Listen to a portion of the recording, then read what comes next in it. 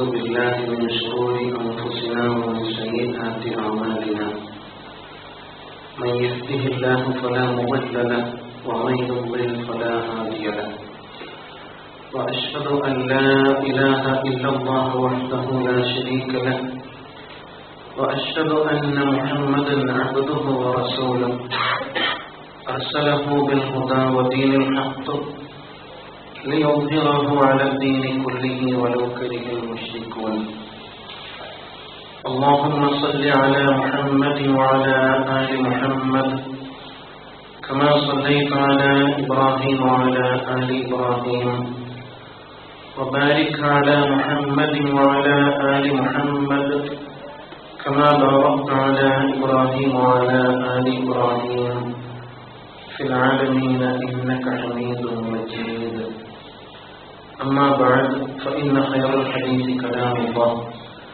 وخير الهدي هدي محمد صلى الله عليه وسلم وشر الأمور محدثاتها وكل محدثة بدعة وكل بدعة ضلالة أيها الإخوان والأخوات أوصيكم وإياي أولا بتقوى الله إن أريد إلا الإصلاح ما استطعت وما توفيقي إلا بالله عليه توكلت وإليه أنيب قال الله تعالى في القرآن المجيد أعوذ بالله من الشيطان الرجيم بسم الله الرحمن الرحيم سيقول السفهاء من الناس ما ولاهم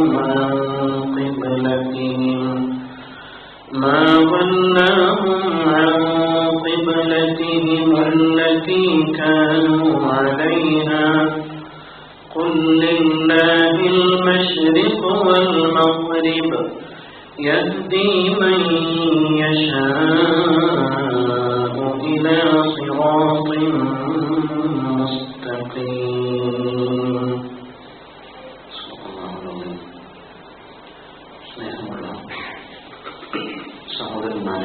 സഹോദരന്മാരെ, പ്രപഞ്ചങ്ങളെല്ലാം സൃഷ്ടിച്ച് സംരക്ഷിച്ച് പരിപാലിച്ചു കൊണ്ടിരിക്കുന്ന ഏകനായ പടച്ചതമ്പുരാന്റെ കൽപ്പനകൾക്ക് വിധേയമായിക്കൊണ്ട് നമ്മുടെ ജീവിതത്തിലെ എല്ലാ മേഖലകളിലും തഖ്വ പാലിക്കുവാൻ, യഥാർത്ഥ മുത്തഖികളായി ജീവിതം നയിക്കുവാൻ എന്നെയും നിങ്ങൾ ഓരോരുത്തരെയും ആദ്യമേ വസിയ്യത്ത് ചെയ്യുകയാണ്, ഉപദേശിക്കുകയാണ്.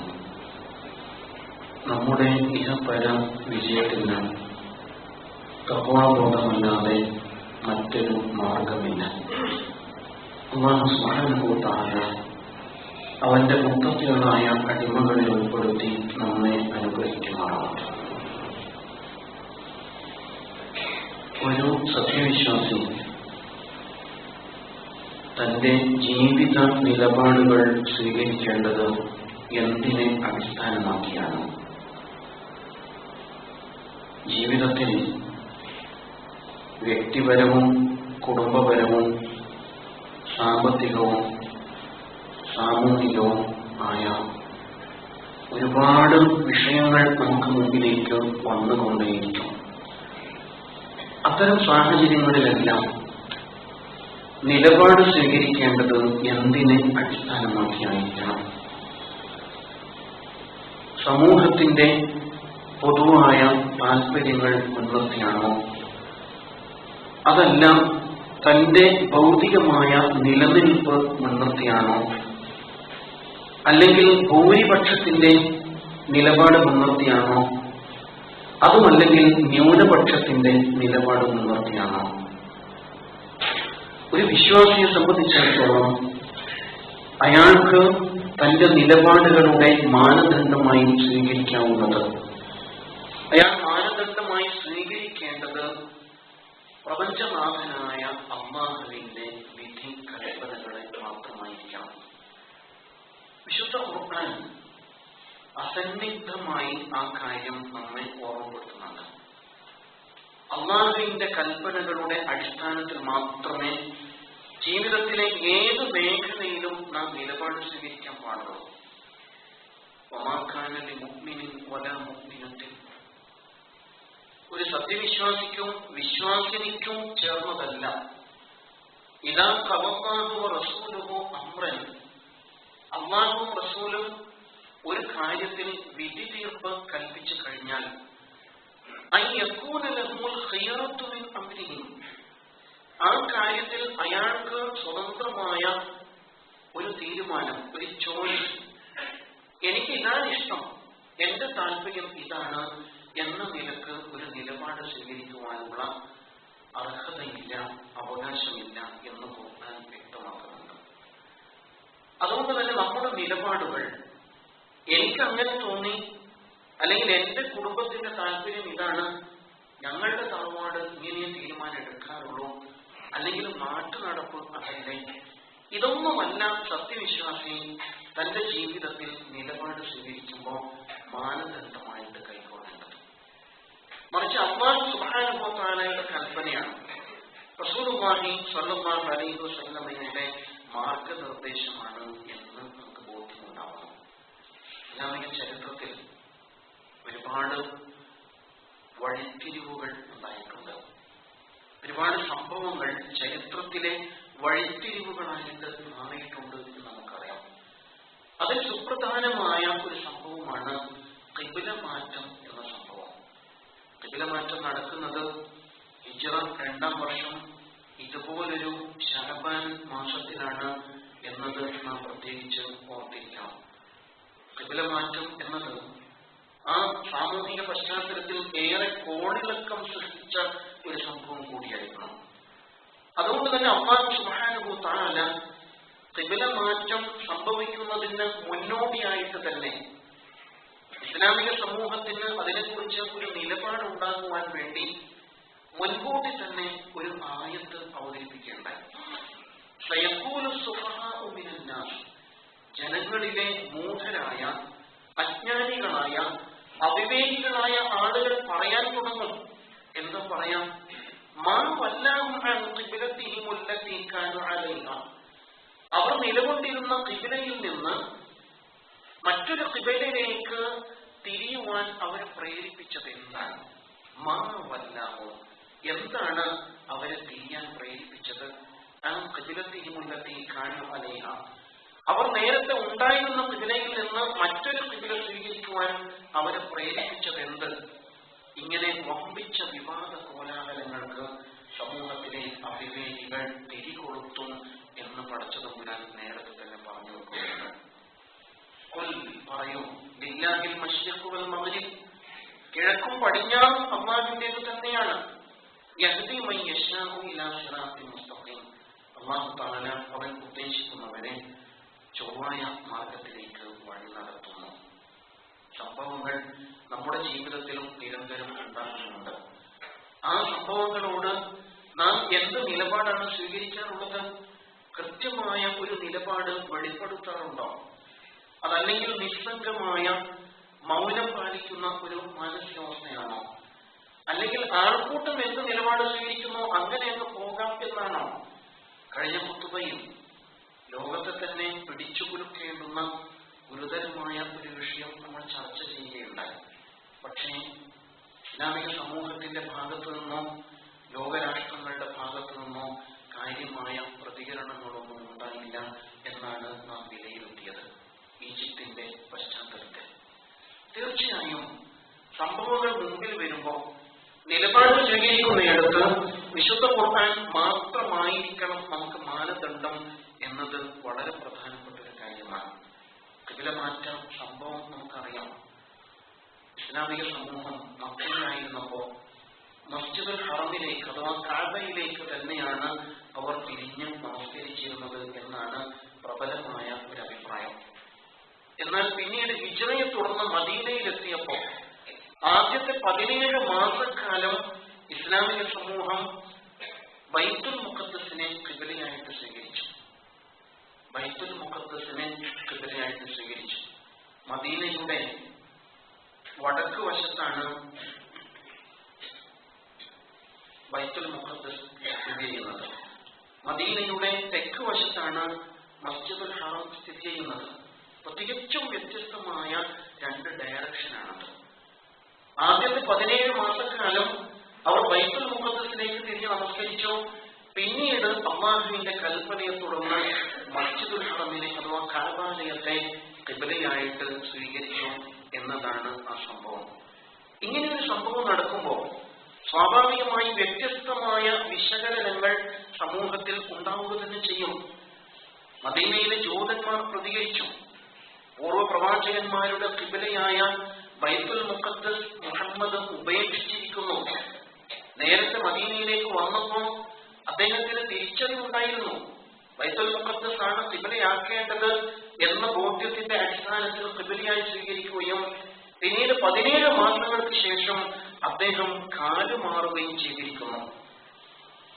ഇസ്ലാമിക സമൂഹത്തിന് ഒരു നിലപാടുണ്ടാവേണ്ടതില്ലേ? എന്തുകൊണ്ടാണ് ഒരുതരം അഴകുഴമ്പൻ സമീപനം? നേരത്തെ കഅബയിലേക്കും പിന്നീട് ബൈത്തുൽ മുഖദ്ദസിലേക്കും ഇപ്പൊ വീണ്ടും കഅബയിലേക്ക് തിരിഞ്ഞിരിക്കുന്നു. എന്തുകൊണ്ടാണ് അങ്ങനെ സംഭവിക്കാൻ പാടുണ്ടോ?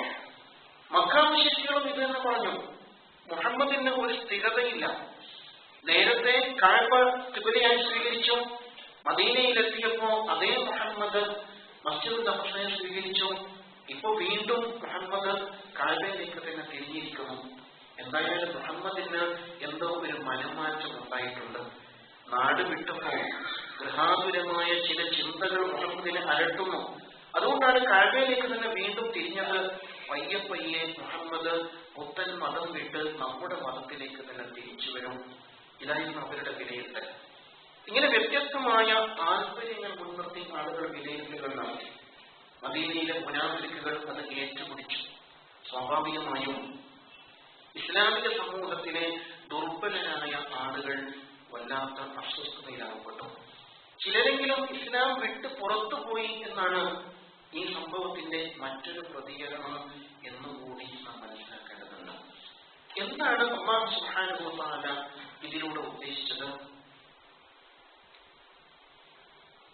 ഖിബ്ല എന്നത് പ്രത്യേകിച്ച് നമസ്കാരം എന്ന ഇബാദത്തുമായി ബന്ധപ്പെട്ട ഒരു കാര്യം കൂടിയാണ്. നമസ്കാരത്തിന് മുന്നോടിയായിട്ട് ഷർത്തുകളിൽപ്പെട്ട കാര്യമാണ് ഖിബ്ല അറിയുക. ദിശ തീരുമാനിച്ചിട്ട് വേണം നമസ്കാരം ആരംഭിക്കാൻ. അങ്ങനെ സുപ്രധാനമായ ഇബാദത്തുകളുടെ അടിസ്ഥാനമായി നിശ്ചയിക്കപ്പെട്ട ഒരു കാര്യം, ദിശയായി നിശ്ചയിക്കപ്പെട്ട ഒരു കാര്യം അങ്ങനെ മാറ്റിമറിക്കാൻ പാടുണ്ടോ? സ്വാഭാവികമായി ജനങ്ങൾക്കിടയിൽ ആശയക്കുഴപ്പം ഉണ്ടാവില്ലേ? ആശയക്കുഴപ്പം ഉണ്ടായാൽ അവരെ കുറ്റം പറയാൻ സാധിക്കുമോ? അല്ലാഹു സുബ്ഹാനഹു വ തആല തുടർന്ന് പറയുന്നുണ്ട്, ഇങ്ങനെ ചെയ്തത് നിങ്ങളുടെ ഈമാൻ ദുർബലപ്പെടുത്താൻ വേണ്ടിയല്ല, മറിച്ച് നിങ്ങളിൽ ആരാണ് പ്രവാചകനെ പിൻപറ്റുന്നത് എന്ന് തിരിച്ചറിയാൻ വേണ്ടിയാണ്.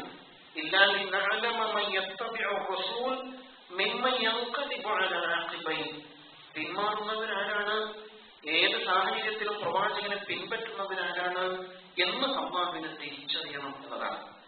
ഇതൊരു പരിശീലന സംരംഭം തന്നെയായിരുന്നു. അല്ലാഹുവിന്റെ കൽപ്പന വരുമ്പോൾ അത് അംഗീകരിക്കാൻ സന്നദ്ധരാര് എന്ന് പരിശോധിക്കുകയാണ്. ഈ സംഭവം മദീനയിൽ നടക്കുമ്പോൾ റസൂലുള്ളാഹി സ്വല്ലല്ലാഹു അലൈഹി വസല്ലം ബിശ്ർ ബിൻ മഅ്മൂർ ബിൻ ബർറ എന്ന സ്വഹാബിയുടെ വീട്ടിന് വിരുന്നു പോയിരിക്കുകയായിരുന്നു. ഉച്ചനേരത്ത് ദുഹറിന്റെ സമയമായപ്പോൾ റസൂൽ സ്വല്ലല്ലാഹു അലൈഹി വസല്ലമയും കൂടെയുള്ള സ്വഹാബിമാരും നമസ്കാരം ആരംഭിച്ചു. ബൈത്തുൽ മുഖദ്ദസിനെ ഖിബ്ലയാക്കിക്കൊണ്ടാണ് നമസ്കാരം തുടങ്ങിയത്. നമസ്കാരം തുടങ്ങിയിട്ട് 2 റക്അത്ത് പിന്നിടുമ്പോൾ ആണ് അല്ലാഹുവിന്റെ കൽപ്പന അവതരിക്കുന്നത്. ഫവല്ലി വജ്ഹക ശത്റൽ മസ്ജിദിൽ ഹറാം. ഫവല്ലി വജ്ഹക, താങ്കളുടെ മുഖത്തെ താങ്കൾ തിരിക്കൂ. ശത്റുൽ മസ്ജിദിൽ ഹറാം, മസ്ജിദുൽ ഹറമിന്റെ ദിശയിലേക്ക് തിരിക്കൂ എന്ന കൽപ്പന വന്നു. ഉടനെ റസൂലുള്ളാഹി സ്വല്ലല്ലാഹു അലൈഹി വസല്ലം വടക്കോട്ട് മുഖം തിരിച്ച് നമസ്കരിച്ചുകൊണ്ടിരുന്ന റസൂൽ സ്വല്ലല്ലാഹു അലൈഹി വസല്ലം നേരെ തെക്കോട്ട് തിരിഞ്ഞ് നമസ്കരിക്കുകയാണ്. അഥവാ പ്രവാചകൻ സ്വല്ലല്ലാഹു അലൈഹി വസല്ലം ഈ സ്വഫിന്റെ നേരെ പിറകുവശത്തേക്ക് പോയിട്ട് എതിർ ദിശയിലേക്ക് കൈകെട്ടുന്നു. സ്വഹാബത്ത് നേരെ തിരിഞ്ഞു നിൽക്കുന്നു. ഇതെങ്ങനെ സംഭവിച്ചു? നമ്മളാണെങ്കിൽ എന്തായിരിക്കും നമ്മുടെ മാനസികാവസ്ഥ? ഒന്നുകൂടി ആലോചിക്കണം. ഇങ്ങനെയൊക്കെ സംഭവിക്കാൻ പാടുണ്ടോ? ആകെ ഒരു ആശയക്കുഴപ്പത്തിലകപ്പെടും. പക്ഷെ അല്ലാഹുവിന്റെ റസൂൽ സ്വല്ലല്ലാഹു അലൈഹി വസല്ലം കൂടെയുള്ളപ്പോൾ വിശ്വാസികൾക്ക് മറ്റൊന്നും ആലോചിക്കാനുണ്ടായിരുന്നില്ല. അവർ പൂർണ്ണ മനസ്സോടെ സമിഅനാ വ അത്അനാ, ഞങ്ങൾ കേട്ടു അനുസരിച്ചു എന്ന കാഴ്ചപ്പാടിൽ തന്നെ റസൂൽ സല്ലല്ലാഹു അലൈഹി വസല്ലമയെ അനുസരിക്കുകയാണ്. പിന്നീട് അതിന്റെ തുടർചലനങ്ങൾ ഉണ്ടായി. അടുത്ത ദിവസങ്ങളിൽ പലയിടങ്ങളിലും ഈ വാർത്തയെത്തി. ചിലർ റുക്കൂഇലായിരിക്കെ അതേ അവസ്ഥയിൽ തന്നെ തിരിയുകയാണ്. ഇങ്ങനെ അല്ലാഹുവിനുള്ള സമ്പൂർണമായ അടിമത്വത്തിന്റെയും വിധേയത്വത്തിന്റെയും വളരെ പ്രകടമായ ഒരു പ്രഖ്യാപനമാണ്, ഒരു പ്രായോഗികമായ പ്രഖ്യാപനമാണ് ഖിബ്ല മാറ്റം എന്നതാണ് അതിൽ മനസ്സിലാക്കേണ്ട സുപ്രധാനമായ ഒന്ന്. മറ്റൊരു കാര്യം, ഖിബ്ല മാറ്റം ഇസ്ലാമിന്റെ നേതൃമാറ്റം കൂടിയായിരുന്നു എന്നതാണ്. ഇസ്ലാമിക നേതൃത്വം ആരുടെ കയ്യിലാണ്? കുറെ കാലമായിട്ട് നമുക്കറിയാം, ഇസ്രായേൽ സമൂഹത്തിന്റെ കയ്യിലാണ്. 1000-ലേറെ വർഷങ്ങളായി അവരാണ് അത് കൈവശം വെച്ചുകൊണ്ടിരിക്കുന്നത്. അല്ലാഹു സുബ്ഹാനഹു വ തആല അവരെ ഏൽപ്പിച്ചതാണ്. അവരിൽ മഹാന്മാരായ ഒട്ടേറെ പ്രവാചകന്മാരുണ്ടായി, അതേപോലെ തന്നെ ഭരണാധികാരികളുണ്ടായി. അങ്ങനെ യാക്കൂബ് അലൈഹിസ്സലാം മുതൽ ഇങ്ങോട്ട് ഈസ അലൈഹിസ്സലാം വരെ ഉള്ള മഹത്തുക്കളായ പ്രവാചകന്മാരിലൂടെ ആ നേതൃത്വം വളരെ കൃത്യമായിട്ട് നടപ്പിലാക്കപ്പെട്ടു. എന്നാൽ പിന്നീട് എന്താ സംഭവിച്ചത്? വിശുദ്ധ ഖുർആൻ വ്യക്തമാക്കുന്നുണ്ട്, അവർ അവരുടെ ആദർശത്തോട് നീതി പുലർത്തിയില്ല. അവർ അവരുടെ പ്രവാചകന്മാരെ ധിക്കരിച്ചു. ചിലരെ അവർ വധിക്കാൻ ഒരുമ്പെട്ടു. വേദഗ്രന്ഥത്തിൽ മാറ്റത്തിരുത്തലുകൾ വരുത്തി. ഇഷ്ടമുള്ളത് സ്വീകരിച്ചു, അല്ലാത്തത് തള്ളിക്കളഞ്ഞു. പൗരോഹിത്യത്തിന് അടിമപ്പെട്ടു. ഇങ്ങനെ ഗുരുതരമായ വ്യതിചലനങ്ങൾ സംഭവിച്ചപ്പോ അല്ലാഹു സുബ്ഹാനഹു വ തആല അവരിൽ നിന്ന് ഈ നേതൃപദവി തിരിച്ചു വാങ്ങിയിട്ട് റസൂൽ സല്ലല്ലാഹു അലൈഹി വസല്ലമയുടെ കൈകളിൽ ഏൽപ്പിക്കുകയാണ്. അവിടെയാണ് ഖിബ്ല മാറ്റം ഇസ്ലാമിക നേതൃമാറ്റമായിട്ട് നാം മനസ്സിലാക്കുന്നത്. കേവലം ഒരു ദിശാമാറ്റമല്ല, അതിന്റെ പിന്നിൽ വളരെ കൃത്യമായ ഒരു ലക്ഷ്യം അല്ലാഹു സുബ്ഹാനഹു വ തആല ഉദ്ദേശിച്ചിട്ടുണ്ട്.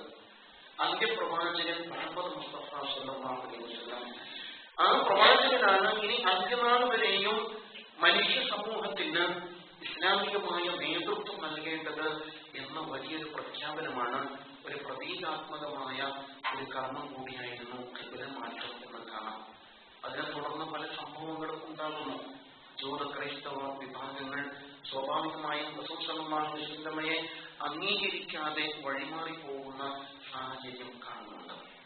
അല്ലാഹു സുബ്ഹാനഹു വ തആല ഇതിലൊക്കെ വളരെ കൃത്യമായ ഹിക്മത്തുകൾ ഉദ്ദേശിച്ചിട്ടുണ്ട്. ഖിബ്ല ഒരു ദിശയാണല്ലോ.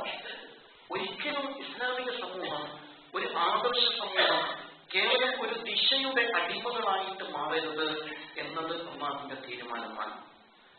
മക്കയിലായിരിക്കെ കഅബയെ ദിശയായിട്ട് സ്വീകരിച്ച പ്രവാചകൻ മദീനയിലെത്തിയപ്പോ ബൈത്തുൽ മുഖദ്ദസിനെ ദിശയായിട്ട് സ്വീകരിക്കുന്നു. 17 മാസങ്ങൾ പിന്നിടുമ്പോൾ വീണ്ടും കഅബയെ തന്നെ ദിശയായിട്ട് സ്വീകരിക്കുന്നു. ഇതിലൂടെ അന്ന് നിലനിന്നിരുന്ന ചില പാരമ്പര്യങ്ങളെ അല്ലാഹു സുബ്ഹാനഹു വ തആല തകർക്കുകയാണ്. അറബികൾക്ക് അന്ധമായ ഒരു ധാരണ ഉണ്ടായിരുന്നു, ഞങ്ങളാണ് അല്ലാഹുവിന്റെ ആളുകൾ. അതുകൊണ്ടാണ് അല്ലാഹു തആല ഞങ്ങളുടെ കഅബയെ ദിശയായിട്ട് നിർണയിച്ചത്. അങ്ങനെ അന്ധമായ അറബ് ദേശീയത, വംശീയത, ഗോത്രപരമായ മഹിമ പ്രകടിപ്പിക്കൽ, പക്ഷപാതിത്വങ്ങൾ എല്ലാം അവർ കൊണ്ടു നടന്നിരുന്നു. അത് തകർക്കപ്പെടുകയാണ്. റസൂൽ സല്ലല്ലാഹു അലൈഹി വസല്ലം മദീനയിലെത്തിയപ്പോ ബൈത്തുൽ മുഖദ്ദസിനെ ദിശയാക്കിയതോടുകൂടി അത് തകർക്കപ്പെടുന്നു. അതേ സമയത്ത് അപ്പൊ ജൂതന്മാരെന്ന് മനസ്സിലാക്കി, ഞങ്ങളുടെ ദിശയാണ് ശരി, അതുകൊണ്ടാണ് മുഹമ്മദ് നമ്മുടെ ദിശയിലേക്ക് തിരിഞ്ഞിരിക്കുന്നത്, അതുകൊണ്ട് ഞങ്ങളുടെ നിലപാടാണ് ശരി എന്ന് അന്ധമായി അവർ കരുതി. അപ്പോൾ അല്ലാഹു സുബ്ഹാനഹു വ തആല അതിനെയും തല്ലി തകർക്കുകയാണ്. കേവലമായ ചിഹ്നങ്ങൾക്ക് അല്ല പ്രാമുഖ്യം കൽപ്പിക്കേണ്ടത് എന്നാണ് മനസ്സിലാക്കേണ്ടത്. ദിശ മാത്രമാണ്. അതിനപ്പുറം നമുക്ക് എത്തിച്ചേരേണ്ട വലിയൊരു ലക്ഷ്യമുണ്ട്. നമസ്കാരത്തിലൂടെ, ഇബാദത്തുകളിലൂടെ, ഹജ്ജ് കർമ്മത്തിലൂടെ അല്ലാഹു സുബ്ഹാനഹു വ തആല നിശ്ചയിച്ച വലിയൊരു ലക്ഷ്യം നേടുന്നതിന് ദിശ ഒരിക്കലും തടസ്സമാകാൻ പാടില്ല എന്ന പാഠം കൃത്യമായിട്ട് നൽകുന്നുണ്ട്. അതോടൊപ്പം അല്ലാഹു സുബ്ഹാനഹു വ തആല തൊട്ടടുത്ത ആയത്തിൽ എടുത്തു പറയുന്നുണ്ട്, വകദാലിക ജഅൽനാകും ഉമ്മത്തൻ വസതൻ, അപ്രകാരം നിങ്ങൾ നാം ഒരു മധ്യമ സമൂഹമാക്കിയിരിക്കുന്നു. എന്താ ഉദ്ദേശിക്കുന്നത്? എപ്രകാരം? ഈ ഖിബ്ല മാറ്റം എന്ന വളരെ മഹത്തായ സംഭവത്തെ തുടർന്ന്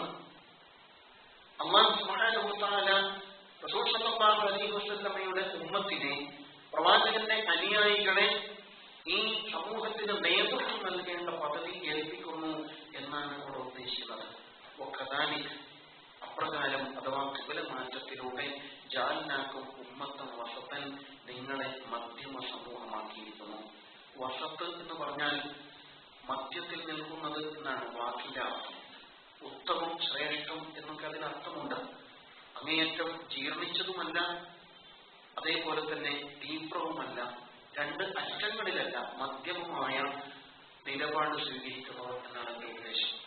അതേപോലെ തന്നെ നീതിപൂർവ്വം കാര്യങ്ങൾ കൈകാര്യം ചെയ്യുന്നവർ, പക്ഷപാതപരമായ സമീപനങ്ങൾക്കപ്പുറത്ത് ചേരാത്ത നിലപാട് സ്വീകരിക്കുന്നവർ എന്നാണ് അതിന്റെ ഉദ്ദേശം. അത് നേതൃത്വപരമായ പദവി കൈയാളുന്നവർ തീർച്ചയായും തിരിച്ചറിയേണ്ടതാണ്. അവരൊരിക്കലും പക്ഷം ചേരാൻ പാടില്ല. അവർ നീതിപൂർവ്വം കാര്യങ്ങൾ നടപ്പിൽ വരുത്തേണ്ടവരാണ്. അതാണ് ഉമ്മത്തൻ വസത്തൻ, മധ്യമ സമൂഹം എന്നതുകൊണ്ട് ഉദ്ദേശിക്കുന്നത്. ഇസ്ലാമിക സമൂഹം ലോകത്തിന് മുമ്പേ നടക്കേണ്ടവരാണ്, ലോകത്തിന് മാതൃകയാകേണ്ടവരാണ്. ലോകം ഇസ്ലാമിക സമൂഹത്തിൽ നിന്ന് മാതൃകകൾ ഉൾക്കൊള്ളേണ്ടതുണ്ട് എന്ന് അവിടെ ഉദ്ദേശിക്കപ്പെട്ടിരിക്കുന്നു. പക്ഷെ ഇന്ന് ആലോചിച്ച് നോക്കൂ, നാം അങ്ങനെ ഒരു ഉമ്മത്താണോ? റസൂലുള്ളാഹി സ്വല്ലല്ലാഹു അലൈഹി വസല്ലം തീർച്ചയായും ആ അർത്ഥത്തിൽ ഇസ്ലാമിക സമൂഹത്തെ വളർത്തിയെടുത്തിട്ടുണ്ട്. ഒരു നേതൃത്വമുള്ള സമൂഹം, ആദർശമുള്ള സമൂഹം, ലക്ഷ്യബോധമുള്ള സമൂഹം, കൃത്യമായ നയനിലപാടുകളും പരിപാടികളുമുള്ള സമൂഹം, വളരെ വ്യവസ്ഥാപിതമായി കാര്യങ്ങൾ ആസൂത്രണം ചെയ്ത് ഘട്ടം ഘട്ടമായി നടപ്പിലാക്കുന്ന സമൂഹം. ഇതിലേതാണ് ഇന്ന് നമുക്ക് അവകാശപ്പെടാനുള്ളത്? ഒന്നുമില്ല എന്ന് പറയേണ്ടി വരും. വകദാലിക ജഅൽനാകും ഉമ്മത്തൻ വസത്തൻ, നിങ്ങളെ നാം ഉത്തമ സമൂഹമാക്കിയിരിക്കുന്നു, അഥവാ മധ്യമ സമൂഹമാക്കിയിരിക്കുന്നു എന്ന് അല്ലാഹു സുബ്ഹാനഹു വ തആല വിളിച്ചു പറയുമ്പോൾ ഉദ്ദേശിക്കപ്പെടുന്നത് ലോകത്തിന് നേതൃത്വം നൽകാൻ കരുത്തുള്ള സമൂഹമാക്കിയിരിക്കുന്നു എന്നാണ്. റസൂലുള്ളാഹി സ്വല്ലല്ലാഹു അലൈഹി വസല്ലമയുടെ കാലഘട്ടത്തിൽ ലോകരാഷ്ട്രങ്ങൾ പ്രവാചകൻ സ്വല്ലല്ലാഹു അലൈഹി വസല്ലമയിൽ നിന്ന് മാതൃകകൾ സ്വീകരിക്കുന്നു. ഖുലഫാഉ റാഷിദുകളുടെ കാലഘട്ടത്തിൽ നമുക്കറിയാം, ഇസ്ലാം കൂടുതലായിട്ട് വ്യാപിച്ചപ്പോൾ സ്വാഭാവികമായും ആ നാടുകളെയൊക്കെ ഇസ്ലാം സ്വാധീനിക്കുന്നു. പിന്നീട് സ്പെയിനിലും മറ്റൊരുപാട് ചരിത്രഘട്ടങ്ങളിലും അതിന്റെ സൈന്യാവർത്തനങ്ങൾ ഉണ്ടായിട്ടുണ്ട്. പക്ഷെ ഇന്ന് ഇസ്ലാമിക സമൂഹത്തിന്റെ അവസ്ഥ എന്താണ്? നാം മുമ്പേ നടക്കുകയാണോ അതോ മറ്റുള്ളവർക്ക് പിമ്പേ നടക്കുകയാണോ? ആലോചിച്ച് നോക്കൂ. നമുക്ക് എവിടെയോ കൈമോശം വന്നു പോയ ഒന്നാണ് ഈ നേതൃശേഷി എന്ന് പറയുന്ന ഗുണം. അതുകൊണ്ടാണ് കഴിഞ്ഞ ഖുത്ബയിൽ സൂചിപ്പിച്ചതുപോലെ ഗുരുതരമായ പ്രത്യാഘാതങ്ങൾ ഉണ്ടാകുമ്പോഴും, ഗുരുതരമായ സംഭവങ്ങൾ ഉണ്ടാകുമ്പോഴും അതിനോട് പ്രതികരിക്കാനും പോലും കഴിയാത്ത വിധം ഇസ്ലാമിക സമൂഹം മറ്റേതോ സാഹചര്യത്തിലേക്ക് വലിച്ചെറിയപ്പെടുന്നത് എന്ന് തിരിച്ചറിയണം. ഇസ്ലാമിനല്ല, ആദർശത്തിനല്ല, അന്ധമായ ദേശീയതയ്ക്കും വംശീയതയ്ക്കും പ്രാധാന്യം കൽപ്പിക്കുന്ന അവസ്ഥയിലേക്ക് ഇന്ന് ലോക മുസ്ലിം രാജ്യങ്ങൾ വഴിമാറിപ്പോയിരിക്കുന്നു എന്നതും നാം തിരിച്ചറിയേണ്ട കാര്യമാണ്. അല്ലാഹു സുബ്ഹാനഹു വ തആല ഖിബല മാറ്റം എന്ന ഈ സംഭവത്തിലൂടെ ഇങ്ങനെ വ്യത്യസ്തമായ കുറെ ചിന്തകൾ, കുറെ കാഴ്ചപ്പാടുകൾ നമ്മുടെ മനസ്സിലേക്ക് ഇട്ടുതരുന്നുണ്ട്. ഖിബല മാറ്റം ഒരു ദിശാമാറ്റമാണ്. മനുഷ്യ സമൂഹത്തിന് നേതൃത്വം നൽകാൻ ശേഷിയുള്ളത് വിശുദ്ധ ഖുർആൻ ഉൾക്കൊള്ളുന്ന സമൂഹത്തിന് മാത്രമാണ് എന്ന വലിയ ഒരു കാഴ്ചപ്പാട് ലോകത്തിന് മുമ്പിൽ സമർപ്പിക്കുകയാണ് ചെയ്യുന്നത്. പക്ഷേ നമുക്കത് താങ്ങാൻ കഴിയുന്നില്ല. പലപ്പോഴും മുസ്ലിം സമുദായത്തിനും അത് തന്നെയാണ് സംഭവിക്കുന്നത്. സംഘങ്ങൾ ഉണ്ടാകുന്നു, സംഘടനകൾ ഉണ്ടാകുന്നു. തീർച്ചയായും സംഘടിക്കേണ്ടതുണ്ട്. ഇസ്ലാമിക സമൂഹം ആ ഖിലാഫത്തിന്റെ പുനഃസ്ഥാപനത്തിന്റെ മാർഗത്തിൽ സംഘടിക്കണം. പക്ഷേ സംഘടിക്കുകയും എന്നിട്ട് പരസ്പരം തമ്മിലടിക്കുകയും ചെയ്യുന്ന അവസ്ഥയാണ് നമ്മിൽ പലപ്പോഴും കാണാൻ കഴിയുക. സംഘടനകൾ യഥാർത്ഥത്തിൽ ഇസ്ലാമിക പ്രവർത്തനങ്ങൾക്ക് വേണ്ടിയുള്ള പ്ലാറ്റ്ഫോമുകൾ മാത്രമാണ്. പക്ഷേ ഖിബലയുടെ കാര്യത്തിൽ പരസ്പരം തർക്കിച്ച വേദക്കാരെ പോലെ ഇന്ന് തമ്മിലടിക്കുന്ന സാഹചര്യം തന്നെ നമ്മിലും ഉണ്ടായിക്കൊണ്ടിരിക്കുന്നത്. കെട്ടിടങ്ങൾ, സ്ഥാപനങ്ങൾ തീർച്ചയായും അല്ലാഹുവിന്റെ ദീനിന്റെ സംസ്ഥാപനത്തിനും അതിന്റെ പ്രചരണത്തിനു വേണ്ടി പ്രയോജനപ്പെടേണ്ടതാണ്. പക്ഷെ കെട്ടിടങ്ങളുടെ പേരിൽ, സ്ഥാപനങ്ങളുടെ പേരിൽ പിന്നീട് ഭിന്നതകളും പ്രശ്നങ്ങളും ഉണ്ടാകുന്ന സാഹചര്യമോ അങ്ങേയറ്റം ഗുരുതരമായിരിക്കും. അവിടെയാണ് വകദാലിക ജഅൽനാകും ഉമ്മത്തൻ വസത്തൻ, നിങ്ങൾ നീതിയുടെ പക്ഷത്ത് നിലകൊള്ളേണ്ടവരാണ് എന്ന വിശുദ്ധ ഖുർആനിന്റെ ആഹ്വാനം നാം തിരിച്ചറിയേണ്ടത്. മാത്രമല്ല തുടർന്ന് അല്ലാഹു സുബ്ഹാനഹു വ തആല ഓർമ്മപ്പെടുത്തുന്നുണ്ട്, ജനങ്ങൾക്ക് സാക്ഷികളാകേണ്ടവരാണ്. പ്രവാചകൻ സ്വല്ലല്ലാഹു അലൈഹി വസല്ലം നിങ്ങൾക്ക് സാക്ഷികളായതുപോലെ എന്ന് പറഞ്ഞാൽ റസൂൽ സ്വല്ലല്ലാഹു അലൈഹി വസല്ലമയിൽ നിന്ന് ഈ സത്യസന്ദേശത്തിന്റെ മാതൃക ഏറ്റുവാങ്ങിയിട്ട് ജനങ്ങൾക്ക് അത് അവതരിപ്പിച്ചു കൊടുക്കേണ്ട, ജനങ്ങൾക്ക് മുമ്പിൽ അത് എത്തിച്ചു കൊടുക്കേണ്ട സമൂഹമാണ് നിങ്ങൾ, ഒരു പ്രബോധന സമൂഹമാണ് നിങ്ങൾ എന്നുകൂടി അല്ലാഹു സുബ്ഹാനഹു വ തആല തുടർന്ന് പറയുന്നുണ്ട്. ആ കാഴ്ചപ്പാട് തന്നെ ഇന്ന് നമ്മിൽ നിന്ന് അന്യവൽക്കരിക്കപ്പെട്ടിരിക്കുന്നു എന്ന് കാണാം. ആ ഒരു തിരിച്ചറിവ് പോലും നഷ്ടപ്പെട്ടിരിക്കുന്നു. നാം ഒരു ഉമ്മത്താണ്, നേതൃത്വം ഉണ്ടാവേണ്ടവരാണ്, നേതൃത്വത്തിന്റെ അടിത്തറയിൽ സംഘടിക്കേണ്ടവരാണ്, അങ്ങനെ മുന്നോട്ട് പോകേണ്ടവരാണ്. നമ്മുടെ മുഖ്യ ദൗത്യം ഈ സന്ദേശം മറ്റുള്ളവർക്ക് എത്തിച്ചു കൊടുക്കലാണ് എന്നതുപോലും നമുക്കിന്ന് കൈമോശം വന്നു പോയിരിക്കണം.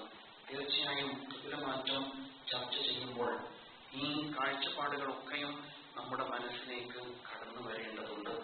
ലോകത്തിന് നേതൃത്വം നൽകുവാൻ ശേഷിയുള്ള സമൂഹം ഇസ്ലാമിക സമൂഹം മാത്രമായിരിക്കും. അത് കേവല അവകാശവാദമല്ല. കാലത്തെ അതിജീവിക്കാൻ കരുത്തുള്ള വിശുദ്ധ ഖുർആനിന്റെ വാഹകരായതിനാൽ നമുക്ക് മാത്രമേ അതിന് കഴിയുകയുള്ളൂ എന്നതുകൊണ്ടാണ് ലോകം അഭിമുഖീകരിക്കുന്ന പ്രയാസങ്ങൾക്ക്, പ്രശ്നങ്ങൾക്ക് പരിഹാരം നിർദ്ദേശിക്കുവാൻ വിശുദ്ധ ഖുർആനിന്റെ അധ്യാപനങ്ങൾക്ക് മാത്രമേ കഴിയൂ. പക്ഷെ അതിനെ യഥാവിധി കയ്യിലെടുത്ത് സമൂഹ മധ്യത്തിൽ അതിനെ പുനരവതരിപ്പിക്കുവാൻ കെൽപ്പുള്ളവരുണ്ടോ എന്നതാണ് ഏറ്റവും പ്രധാനപ്പെട്ട ചോദ്യം. അവിടെയാണ് നാം ഉമ്മത്തും വസത്തായി നേതൃശേഷിയുള്ള സമൂഹമായിട്ട് മാറേണ്ടതുണ്ട് എന്ന തിരിച്ചറിവ് നേടേണ്ടത്. അല്ലാഹു സുബ്ഹാനഹു വ തആല അവൻ നമ്മെ ഏൽപ്പിച്ചിരിക്കുന്ന ദീനുൽ ഇസ്ലാമാകുന്ന അമാനത്തിന്റെ മാർഗത്തിൽ പ്രവർത്തിക്കുവാൻ, അതിനുള്ള കഴിവ് നേടുവാൻ നമുക്ക് തൗഫീഖ് നൽകണം.